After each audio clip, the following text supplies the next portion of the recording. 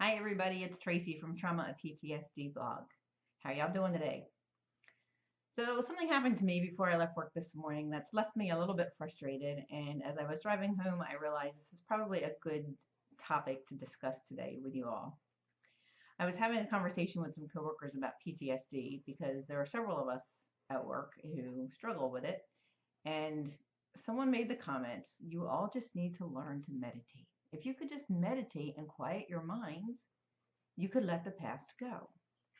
And in the moment, I got very upset by her comment because I felt not only for myself, but for the other person who also struggles with it. But then I realized it's just a sign of how uninformed she is about the truth of how PTSD can affect your life.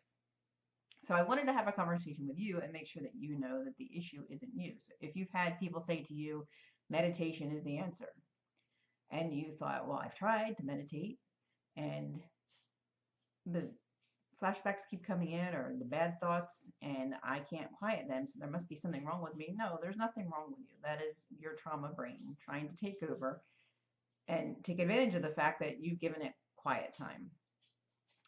But what I do want to discuss with you is the importance of being able to redirect your brain so that you don't get stuck in the flashbacks.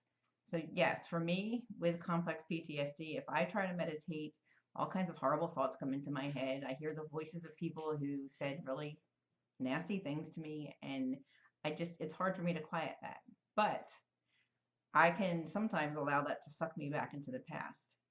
So what's important is to not necessarily meditate, but definitely to be mindful. And so I'm sure you've heard the term mindfulness many times, but I want to talk about mindfulness as it pertains to dealing with trauma. When we're mindful and we're aware of our surroundings, it helps to keep our brain present so we're not pulled into the past. So what's an example of that? If you're outside and you're taking a walk, it's just really using all of your senses to take in what's going on around you. What does the sky look like? Do you hear birds? What does the ground feel like below your feet?